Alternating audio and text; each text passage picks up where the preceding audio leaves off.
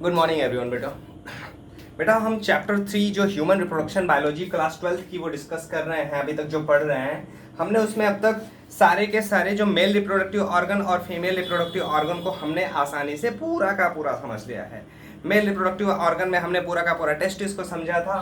Female reproductive organ में हम पूरे के पूरे ओवरी, यूट्रस और जितने भी एक्सटर्नल जेनाइटेलिया के पार्ट थे वो सारे के सारे समझे थे। ठीक, हमने कंप्लीट उसको अच्छे से समझा हुआ है। अब आगे अगला स्टेप ये आता है कि जो मेल और फीमेल रिप्रोडक्टिव पार्ट है, यानी मेल रिप्रोडक्टिव पार्ट में कौन सा गैमेट्स बनता है और फीमेल रिप्रोडक्टिव पार्ट में कौन सा गैमेट्स बनता है, जो आगे चल करके फर्टिलाइज होकर के एक न्यू इंडिविजुअल का फॉर्मेशन करते हैं। तो ये गैमीट का फॉर्मेशन होना, बात को समझिएगा, गैमीट का फॉर्मेशन होना कहलाता है बेटा गैमेटोजेनेसिस कहलाता है। ठीक है ना, गैमीट का फॉर्मेशन होना गैमेटोजेनेसिस कहलाता है। गैमेटोजेनेसिस दो शब्द से मिलकर के बना हुआ है बेटा, ठीक है ना, गैमेटोजेनेसिस।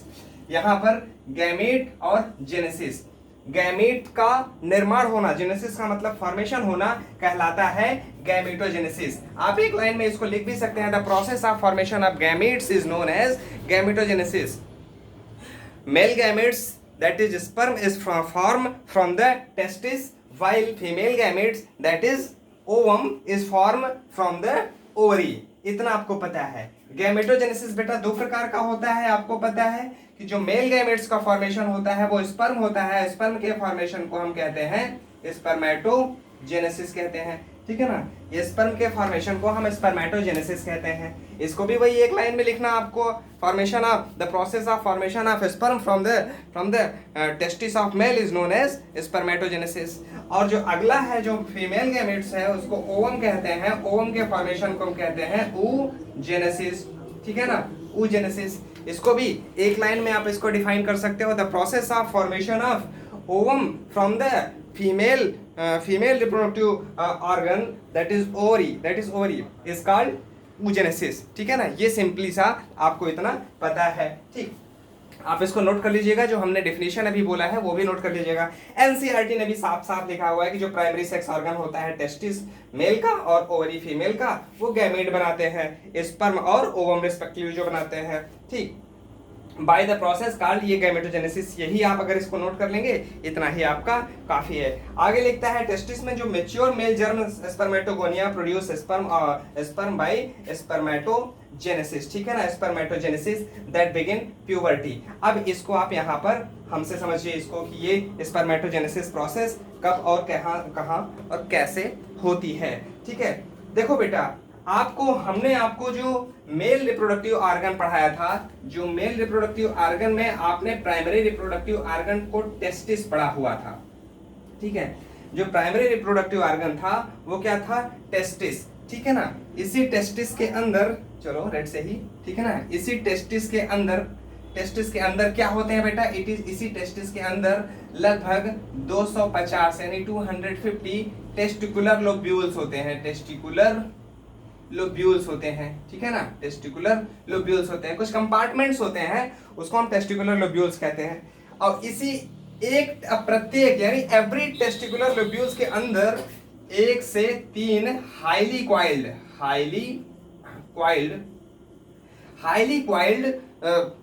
सेमाइनिफेरस ट्यूब्यूल्स होते हैं। हाईली क्वाइल्ड सेमाइनिफेरस ट्यूब्यूल्स होते हैं। इसी सेमाइनिफेरस ट्यूब्यूल्स के अंदर क्या होता है बेटा, स्पर्म का फॉर्मेशन होता है। इतना आप जानते रहिए, ठीक है। इसी सेमाइनिफेरस ट्यूब्यूल्स के अंदर स्पर्म का फॉर्मेशन होता है।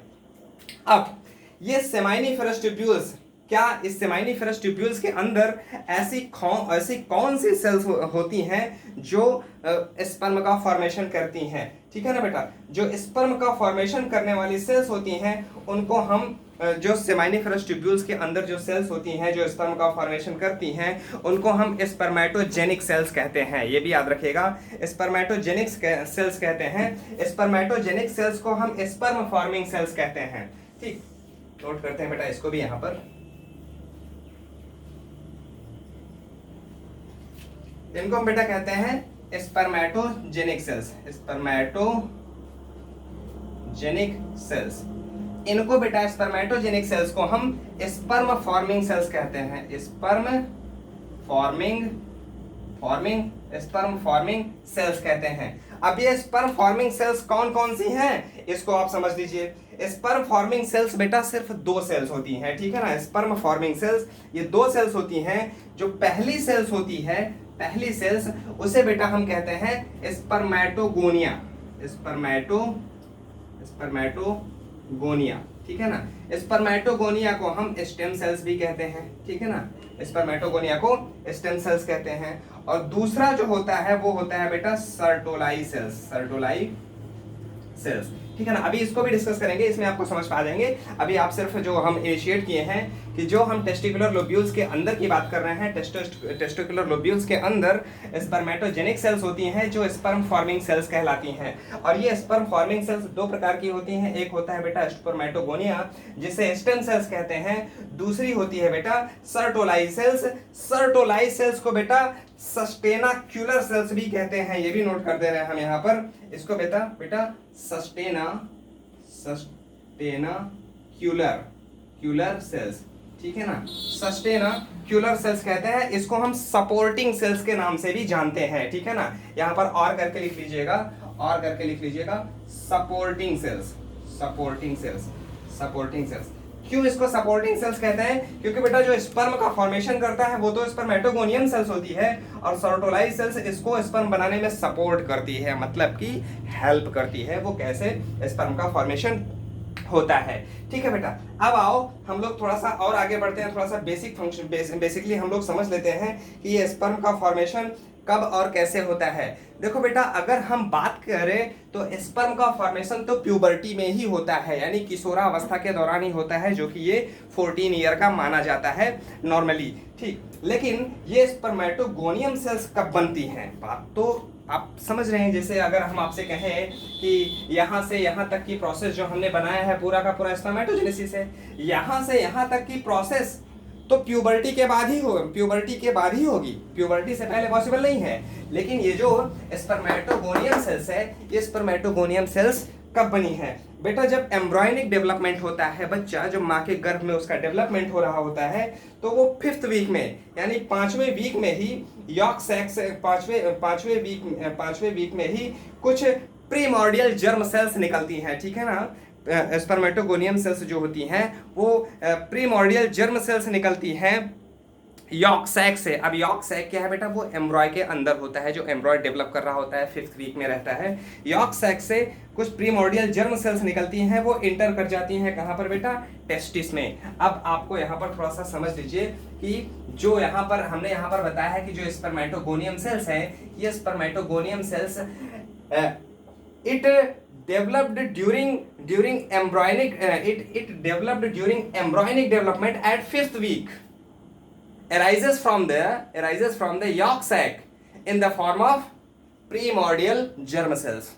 नोट कर लीजिएगा इसको, ये प्रीमॉर्डियल जर्म सेल्स हमने कहा, यही प्रीमॉर्डियल जर्म सेल क्या है? स्पर्मेटोगोनियम ही है। अब वहां पर लगभग न्यूमरस, बहुत अत्यधिक संख्या में स्पर्मेटोगोनियम सेल्स यहाँ पर बन चुकी होती हैं। अब देखिए, अब आगे क्या होता है, होप ये इतना आपको आसानी से समझ में आ गया। अब आगे हम इस चीज को पूरा का पूरा डिस्कस कर लेंगे बेटा, तब हम आगे आपको ये इसमें हम चलेंगे, ठीक है ना, तब हम इसमें चलेंगे। चलो, हमने आपको स्पर्मेटोगोनिया बता दिया। अब ये स्पर्मेटोगोनिया से स्पर्म का फॉर्मेशन कैसे होता है, इस इवेंट को हम यहाँ पर समझने चल रहे हैं। ध्यान दीजिएगा बेटा, ठीक है ना, एनसीईआरटी ने भी दिया हुआ है यहाँ पर। अब देखो बेटा, ये स्पर्मेटोगोनियम सेल्स है। स्पर्मेटोगोनियम सेल्स पहले क्या करेगा? माइटोटिकली प्रोलिफरेट करेगा, ठीक है ना, प्रोलिफरेट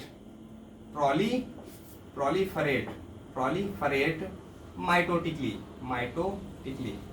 एनसीईआरटी ने कुछ अलग लिखा हुआ है, एनसीईआरटी ने माइटोटिक डिफरेंशिएशन लिखा है बेटा, माइटोसिस डिफरेंशिएशन लिखा है, उसको भी आप यहाँ पर लिख सकते हैं, ठीक है ना, गलत मत कीजिएगा, मतलब ये भी सही है, कंफ्यूज मत होइएगा। यानी कि स्पर्मेटोगोनियम सेल्स जो होता है माइटोटिकली प्रोलिफरेट करेगा, बहुत सारी संख्या में बन जाएगा। प्रोलिफरेट होने के बाद ये फिर डिफरेंशिएट हो जाएगा, किसमें? फर्स्ट स्पर्मेटोसाइट्स में ये डिफरेंशिएट हो जाएगी। बात को समझिएगा बेटा। अब आप देखिए यहाँ पर जैसे मैंने थोड़ा सा शायद कहीं पर मिस्टेक किया है बेटा, एक मिनट। हाँ बेटा, मैंने मिस्टेक यहाँ पर किया है कि जैसे मैंने कहा कि ये माइटोटिकली प्रोलिफरेट हो रहे हैं, तो यहाँ पर हमने इनको हैप्लॉइड लिख दिया है, एक्चुअल में ये डिप्लॉइड ही है। ठीक है ना बेटा? ठीक, देखो यहाँ पर जो स्पर्मेटोगोनियम सेल्स है, माइटोसिस किया, 2 सेल्स बना। अब ये सेल्स ने माइटोसिस किया, 2 सेल्स बना, इसने भी माइटोसिस किया, 2 सेल्स बना। ठीक है ना? कंफ्यूज मत होइएगा। यहाँ पर माइटोटिकली ये डिफरेंशिएट हुए हैं, प्रोलिफरेट हुए हैं, अपनी संख्या को बढ़ा लिए हैं। अब ये बन जाते हैं क्या बेटा? किस फॉर्म में डिफरेंशिएट हो जाते हैं? स्पर्मेटोसाइट्स के फॉर्म में डिफरेंशिएट हो जाते हैं। फिर से एक बार समझ लीजिए कि ये क्या है बेटा? स्पर्मेटोगोनियम सेल्स है। ठीक है ना? स्पर्मेटोगोनिया, स्पर्मेटोगोनिया, ये बेटा यहाँ पर सिंगुलर प्लूरल का कुछ फंडा है, इसको भी आप करेक्ट कर लीजिएगा। ठीक है ना? मैं 1 मिनट में देख के बता रहा हूँ आपको। ये हाँ, स्पर्मेटोगोनिया, स्पर्मेटोगोनिया जो होता है प्लूरल होता है। स्पर्मेटोगोनियम जो होता है, जैसे यहाँ पर मैंने थोड़ा सा यहाँ पर भी गलती की है, स्पर्मेटोगोनियम यानी ये जो है ये सिंगुलर फॉर्म है। ठीक है ना? सिंगुलर फॉर्म है। स्पर्मेटोगोनिया जो होता है वो प्लूरल होता है। चलो आप इसमें बचाओ भी। तो जो यहाँ पर आपका ये डिप्लॉइड सेल्स स्पर्मेटोगोनियम है, ये स्पर्मेटोगोनियम माइटोटिकली प्रोलिफरेट करके क्या बनाता है बेटा? फर्स्ट स्पर्मेटोसाइट्स बनाएगा, जो कि डिप्लॉइड होता है। यहाँ से यहाँ तक आप इसको समझिए कि यहाँ से लेकर के यहाँ तक, यहाँ से लेकर के यहाँ तक क्या हुआ है? ये माइटोटिकली प्रोलिफरेट हुआ है। ठीक है ना? माइटोटिकली प्रोलिफरेट हुआ है। प्रोलिफरेट होने के बाद ये जो आपका ये फर्स्ट स्पर्मेटोसाइट्स यहाँ पर बना प्रोलिफरेट होकर के, यहीं पर ये फर्स्ट मियोसिस करता है बेटा। ठीक है ना? फर्स्ट मियोसिस करता है। आपको पता है कि मियोसिस 2 स्टेप में कंप्लीट होते हैं, फर्स्ट मियोसिस, सेकंड मियोसिस। ठीक है ना? यहाँ पर ये फर्स्ट मियोसिस यहाँ पर कंप्लीट किया, तो पहली सेल्स जो है 2 सेल्स बनाती है। फर्स्ट मियोसिस में क्या होता है? 2 सेल्स बनाती है, जिसको डियाड सेल्स कहते हैं, याद है ना? डियाड सेल्स। ठीक है? यहाँ पर ये 2 सेल्स बना और दोनों सेल्स में अब क्या होगा? हैप्लॉइड नंबर ऑफ क्रोमोसोम्स होंगे। ठीक है ना? तो जो डियाड सेल्स है उसी को हम क्या कह रहे हैं बेटा? सेकेंडरी स्पर्मेटोसाइट्स कहते हैं। ये क्या है? प्राइमरी स्पर्मेटोसाइट था, अब ये क्या बन गया? सेकेंडरी स्पर्मेटोसाइट्स बन गया। फिर से आप यहाँ पर कंफ्यूज मत होइएगा बेटा, इसको आपको ही डिटेल करना है, मुझे नहीं करना है। ठीक है ना? स्पर्मेटोगोनियम सेल्स ने प्रोलिफरेट किया माइटोटिकली और डिफरेंशिएट किया, प्रोलिफरेट किया माइटोटिकली और माइटोटिकली डिफरेंशिएट किया और बनाया primary spermatocytes. Primary spermatocytes cells first meiosis करेगा और बनाएगा secondary spermatocytes. Haploid number of chromosome यहाँ पर हो जाएंगे। क्यों? क्योंकि यहाँ पर रिडक्शन डिवीजन हो रहा है। ठीक है ना? इक्वल डिवीजन नहीं हो रहा है, रिडक्शन डिवीजन हुआ, यानी मियोसिस हुआ, तो यहाँ पर हैप्लॉइड नंबर ऑफ क्रोमोसोम हो गए। तो ये सेकेंडरी स्पर्मेटोसाइट्स जो हैं, ये फिर से यहाँ पर क्या करेंगे? सेकंड मियोसिस करेंगे। ठीक है ना? सेकंड मियोसिस करेंगे। ठीक, ये सेकंड मियोसिस किए तो क्या बना लेंगे बेटा? ये स्पर्मेटिड्स बना लेंगे, 4 सेल्स का फॉर्मेशन कर लेंगे। 4 सेल्स का फॉर्मेशन कर लिया। अब यहाँ पर जो ये स्पर्मेटिड्स बन चुके हैं, ठीक है, यहाँ पर जो ये स्पर्मेटिड्स बन चुके हैं, ये स्पर्मेटिड्स अभी तो एक सेल के फॉर्म में है, गोल मटोल सी सेल के फॉर्म में है। ये स्पर्म के फॉर्म में बनना है। स्पर्म कुछ ऐसा होता है। ठीक है ना? फिगर संख्या आपकी किताब में है 3.6 है, अभी आपको यहाँ पर बनाएंगे भी, फिर उसमें देख लेंगे। यहाँ पर ये एक सेल के फॉर्म में है, इसको इस फॉर्म में कन्वर्ट होना है। तो इस फॉर्म में कन्वर्ट होना, इसमें क्या कहते हैं, उसमें कुछ बेटा मेटामॉर्फोसिस होना चाहिए, कुछ ना कुछ तो मेटामॉर्फोसिस होना चाहिए। तो स्पर्मेटिड से स्पर्म बनना, स्पर्म अभी तो यहाँ पर स्पर्म बना है, तो इसको हम इनिशियल शुरुआती है, ट्रैवल नहीं कर रहा है, तो ये इसको हम स्पर्मेटोजोआ कहेंगे। ठीक है ना बेटा? ये जो स्पर्म बना है स्पर्मेटोजोआ कहेंगे।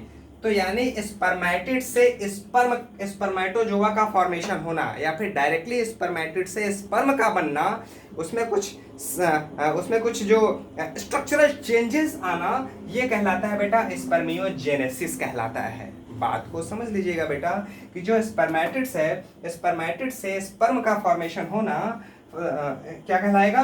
स्पर्मियोजेनेसिस। यानी स्पर्मेटोजेनेसिस, स्पर्मियोजेनेसिस दोनों में बहुत समानता है, लेकिन अंतर बहुत ज्यादा है। ये पूरा का पूरा प्रोसेस जो है वो स्पर्मेटोजेनेसिस कहला रहा है, और इसी में ये जो यहाँ पर स्पर्मेटिड से स्पर्म का बनना स्पर्मियोजेनेसिस कहलाता है। The process of formation of sperms from the spermatids by the process by metamorphosis is called spermiogenesis.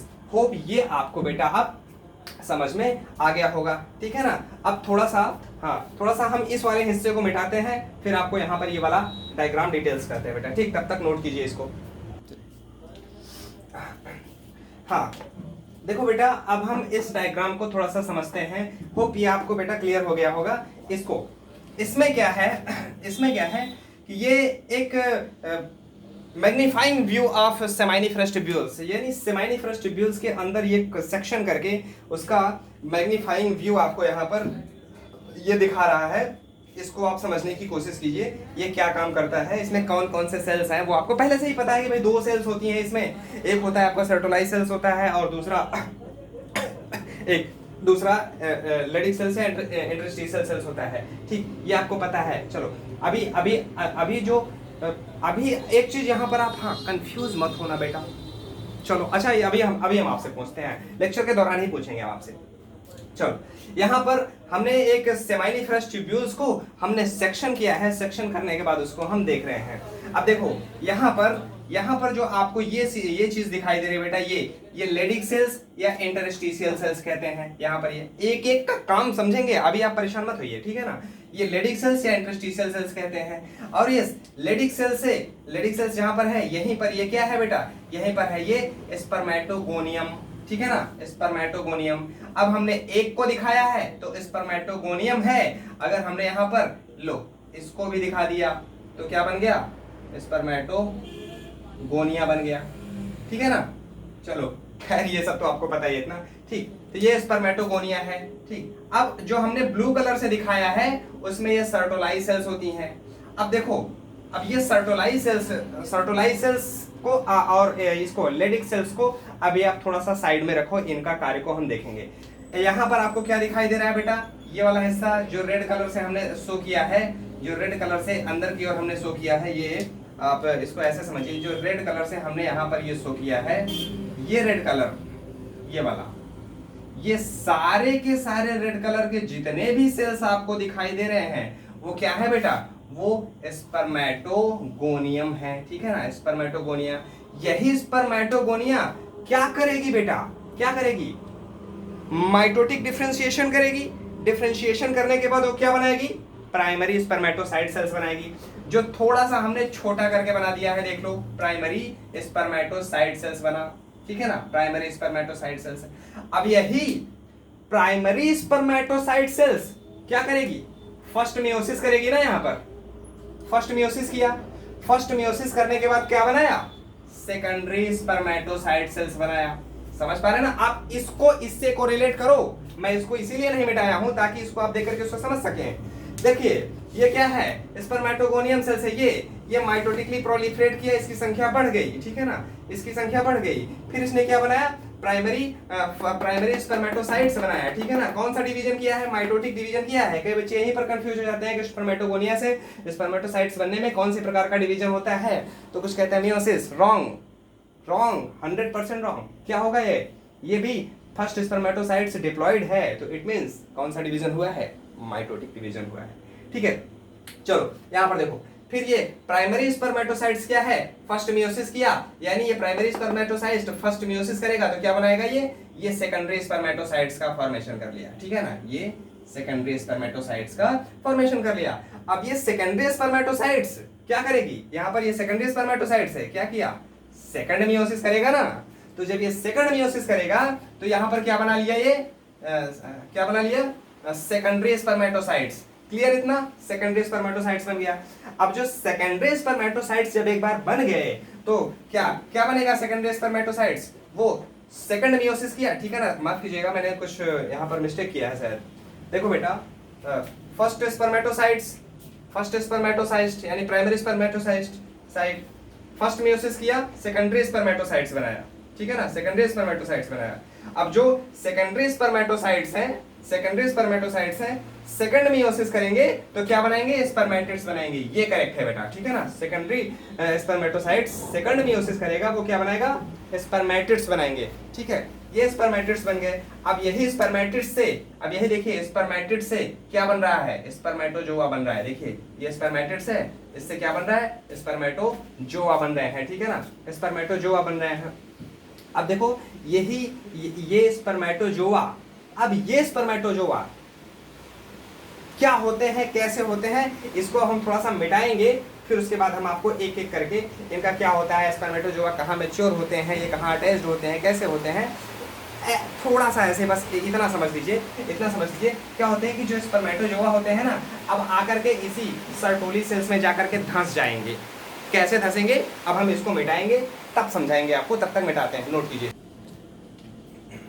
हाँ बेटा, अब हम देखते हैं हार्मोनल कंट्रोल ऑफ स्पर्मेटोजेनेसिस। अभी जो हम आपको बार बार कह रहे थे कि ये सर्टोलाई सेल्स, लेडिक सेल्स, इसका काम क्या है, अभी आपका इसी में ये क्लियर हो जाएगा कि इसका काम क्या होता है, इसका फंक्शन क्या होता है, ठीक है ना। देखो हमने अभी तक क्या देखा, हमने अभी तक देखा कि टेस्टिकुलर लोब्यूल्स के अंदर कौन कौन सी सेल्स हैं, ठीक है ना, वो स्पर्मेटोजेनिक सेल्स होती हैं, वो आपको पता चला। वो टेस्टिकुलर लोब्यूल्स के अंदर जो दो सेल्स थी वो कैसे स्पर्मेटोजेनेसिस कर रही थी, वो हमने देखा, पूरे के पूरे प्रोसेस को, स्पर्मेटोजेनेसिस के प्रोसेस को देखा। लेकिन थोड़ा सा कुछ यहाँ पर आपको तीन चीजें, नई चीजें मिल रही हैं। एक ये लेडिक सेल्स, दूसरी सर्टोलाई सेल्स, ठीक है ना, दूसरी सर्टोलाई सेल्स। ये दो चीजें आपको कुछ नया देखने को मिल रहा है। यही दो चीजों को अब हम देखेंगे, ठीक इनको हम समझते हैं, ठीक है बेटा, एक मिनट। हाँ देखो बेटा, चलो अब बताते हैं आपको हम, जैसे अभी हमने आपको थोड़ा सा सर्टोली सेल्स के बारे में हमने बताया है, ठीक है ना, थोड़ा सा ये सर्टोली सेल्स के बारे में हमने आपको थोड़ा सा ये बताया हुआ है। तो इसको थोड़ा सा और डिटेल्स में हम इसको देखते हैं। जो यहाँ पर हमने ये ब्लू कलर से सर्टोली सेल्स को कलर किया था, ठीक। देखो अब आपको पता है कि प्यूबर्टी के दौरान एक हार्मोन निकलता है, GnRH, गोनाडोट्रोपिन रिलीजिंग हार्मोन। ये कहाँ से निकलता है बेटा, हाइपोथैलेमस से निकलता है, ठीक है ना। ये हाइपोथैलेमस से निकलने वाला हार्मोन है गोनाडोट्रोपिन रिलीजिंग हार्मोन। ये गोनाडोट्रोपिन रिलीजिंग हार्मोन जाता है कहां पर बेटा, ये जाता है एंटीरियर, ठीक है ना, एंटीरियर पिट्यूटरी पर जाकर के एक्ट करता है, ठीक है ना, एंटीरियर पिट्यूटरी पर। कोई भी हार्मोन कैसे निकलता है, कैसे जाकर के एक्ट करता है, इसमें हमने आपको बहुत सारी चीजें बताया है, एडिनो हाइपोफाइसिस, न्यूरो हाइपोफाइसिस, बहुत सारी चीजें हमने आपको बताया है। इसको आपको पता होना चाहिए, हम 11th में पढ़ा चुके हैं, ठीक है ना। ये एंटीरियर पिट्यूटरी पर जाकर के एक्ट करता है, तो बदले में एंटीरियर पिट्यूटरी जो होती है वो दो हार्मोन निकालती है, ठीक है ना, दो हार्मोन निकालती है। एक हार्मोन होता है बेटा LH हार्मोन, दूसरा हार्मोन होता है बेटा FSH हार्मोन। अब ये LH हार्मोन को हम ल्यूटेनाइजिंग हार्मोन कहते हैं, FSH हार्मोन को हम फॉलिकुलर स्टिमुलेटिंग हार्मोन्स कहते हैं। तो जो LH हार्मोन है, LH हार्मोन जाकर के स्टिमुलेट करता है किसको बेटा, लेडिक सेल्स को, ठीक है ना, लेडिक सेल्स, या इसको इंटरस्टिशियल सेल्स भी कहते हैं, इंटरस्टिशियल सेल्स भी कहते हैं। अब आपको देखो यहाँ पर क्या दिखाई दे रहा है, लेडिक सेल्स, इंटरस्टिशियल सेल्स। अब अगर थोड़ा सा जो एनसीईआरटी ने फिगर बनाया है, इस हिस्से को रेड से मेंशन किया हुआ है, ठीक है ना, इस हिस्से को रेड से मेंशन किया हुआ है, तो इसका मतलब इसमें ब्लड वेसल्स हैं, तभी तो रेड से मेंशन किया है। तो अब यहीं पर इसका मतलब कि वो हार्मोन आया आपका LH हार्मोन, और ये LH हार्मोन जा करके इस लेडिक सेल्स को स्टिमुलेट कर दिया, और लेडिक सेल्स ने एक एंड्रोजन हार्मोन निकालता है। उस एंड्रोजन हार्मोन का नाम है बेटा, जैसे ये LH हो गया, ये FSH हो गया, ठीक है ना। लेडिक सेल्स LH द्वारा स्टिमुलेट होने के बाद एक एंड्रोजन हार्मोन निकालता है, उसको कहते हैं टेस्टोस्टेरोन हार्मोन्स, ठीक है ना, ये निकालता है टेस्टोस्टेरोन हार्मोन्स। देखो प्यूबर्टी के दौरान ये जो टेस्टोस्टेरोन हार्मोन्स निकल रहा है, ये एक 5 अल्फा रिडक्टेज एंजाइम होता है जो टेस्टोस्टेरोन को डाईहाइड्रोटेस्टोस्टेरोन में कन्वर्ट कर देता है। यही dihydrotestosterone hormones secondary sexual characteristics को डेवलप करता है, यानी कि आपके जो एक्सटर्नल जेनाइटेलिया के पार्ट है उनको डेवलप करना, ये hair on body, heavy voice, ये सारी चीजें जो भी सेकेंडरी सेक्सुअल कैरेक्टरिस्टिक्स हैं उसको ये डेवलप ये कर देता है, ठीक है ना। अब ये जो टेस्टोस्टेरोन हार्मोन है, अब यहीं से अब इसको समझिए पहले, अब यहाँ से थोड़ा सा आते हैं, फिर इसके आगे बढ़ेंगे। जो FSH हार्मोन है बेटा, ठीक है ना, जो FSH हार्मोन है, FSH हार्मोन कुछ फैक्टर, ठीक है ना, कुछ सेकेंडरी फैक्टर को एक मिनट, FSH और टेस्टोस्टेरोन, देखो बेटा FSH हार्मोन जो होता है, FSH हार्मोन और टेस्टोस्टेरोन हार्मोन मिलकर के, ठीक है ना, FSH हार्मोन और टेस्टोस्टेरोन हार्मोन्स मिल करके, ठीक, बात को फिर से समझिएगा बेटा, FSH हार्मोन और टेस्टोस्टेरोन हार्मोन्स दोनों मिल करके ये एक्ट करते हैं जा करके किस पे, सर्टोली सेल्स पे, ठीक है ना, सर्टोली सेल्स पर जाकर के एक्ट करते हैं। तो जो सर्टोली सेल्स है बेटा, ठीक है ना, सर्टोली सेल्स एक हार्मोन निकालता है, एक हार्मोन रिलीज करता है जिसे कहते हैं ABP, ठीक है ना, ABP को कहते हैं androgen binding protein, androgen binding को सही लिखिएगा, बाइंडिंग प्रोटीन, ठीक है ना, एंड्रोजन बाइंडिंग प्रोटीन। ये ABP जो है एंड्रोजन बाइंडिंग प्रोटीन कौन निकाला, ये सर्टोली सेल निकाला। अब देखो इसको समझिएगा बेटा कि जो अब यहाँ पर फिर से इसको एक बार देखिए, जो लेडिक सेल्स है, लेडिक सेल्स ने क्या किया, FSH के साथ बाइंड करके, लेडिक सेल्स टेस्टोस्टेरोन जो है, माफ कीजिएगा थोड़ा सा आप फिर से सुलझाते हैं, थोड़ा सा उलझ गया है मैटर यहाँ पर। देखो GnRH कहाँ से निकला, हाइपोथैलेमस से निकला, इसको हाइपोथैलेमिक हार्मोन भी कहते हैं। फिर किस पे एक्ट किया, एंटीरियर पिट्यूटरी पे एक्ट किया। ये एंटीरियर पिट्यूटरी बदले में क्या निकाला, LH और FSH निकाला, ल्यूटिनाइजिंग और फॉलिकुलर स्टिमुलेटिंग हार्मोन निकाला। फिर LH हार्मोन जो है बेटा, ये लेडी या इंटरस्टिशियल सेल्स पर जाकर के एक्ट करती है और वो निकालता है टेस्टोस्टेरोन हार्मोन्स। और FSH हार्मोन और टेस्टोस्टेरोन हार्मोन दोनों मिलकर के जाकर के इस पर एक्ट करते हैं, सर्टोलाई सेल्स पर एक्ट करते हैं, और ये सर्टोलाई सेल्स सिक्रीट करता है क्या, androgen binding protein, androgen binding protein. अब देखो अभी हम उसको छोड़ देते हैं, ठीक है ना, अभी हम उसको छोड़ते हैं। यहाँ पर जो टेस्टोस्टेरोन हार्मोन्स है, टेस्टोस्टेरोन हार्मोन्स जो है बेटा, ये स्पर्मेटोजेनेसिस करने में हेल्प करने लगता है, स्पर्मेटोजेनेसिस करने में हेल्प करने लगता है। अब आप कहोगे कि ये टेस्टोस्टेरोन कैसे स्पर्मेटोजेनेसिस में हेल्प करेगा। देखो टेस्टोस्टेरोन कहां पर गया, सर्टोलाई सेल्स पे गया, ठीक है ना, सर्टोलाई सेल्स पे गया। यहां पर ये लेडिक सेल्स है, लेडिक सेल्स ने क्या निकाल दिया, टेस्टोस्टेरोन निकाला। टेस्टोस्टेरोन जैसे ही इसके अंदर जाता है, ठीक है ना, इसके अंदर जाता है, स्पर्मेटोगोनियम सेल्स को एक्टिवेट कर देता है, ठीक है ना। स्पर्मेटोगोनियम सेल्स एक्टिव हो जाती हैं, वो मल्टीप्लाई करने लगती हैं, ठीक, मल्टीप्लाई करने लगती हैं, और वो तुरंत वहां से स्पर्म का formation, first meiosis, second meiosis, ये चलने लगता है, ठीक है ना, सेकंड मियोसिस चलने लगता है। अब जो है बेटा ये स्पर्मेटोजेनेसिस हुआ, ठीक है ना, स्पर्मेटोजेनेसिस हुआ। अब जो है सर्टोलाई सेल्स ने क्या निकाल दिया, क्या निकाला, ABP निकाला, ठीक है ना। तो ABP और टेस्टोस्टेरोन दोनों मिल करके, ठीक है ना, ABP और टेस्टोस्टेरोन दोनों मिल करके, यहां पर मैं लिख दे रहा हूं ABP प्लस टेस्टोस्टेरोन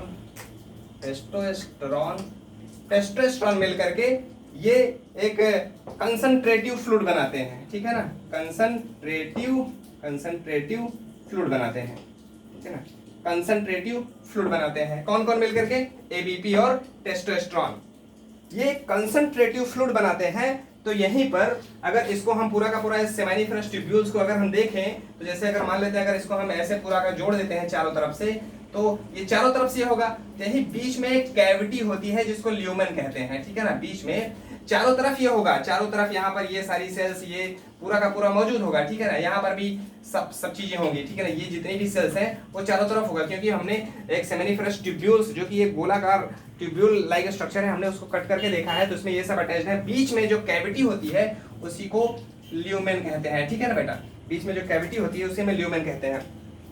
अब जो ल्यूमेन है, इस ल्यूमेन में क्या होगा, इसको समझिएगा कि जो बेटा स्पर्मेटोजोआ जो बना हुआ था, स्पर्मेटोजोआ जो बना हुआ था, वो जा करके इसी सर्टोली सेल्स में एम्बेडेड हो गई थी, धंस गई थी, ठीक है ना, एम्बेडेड हो गई थी, धंस गई थी।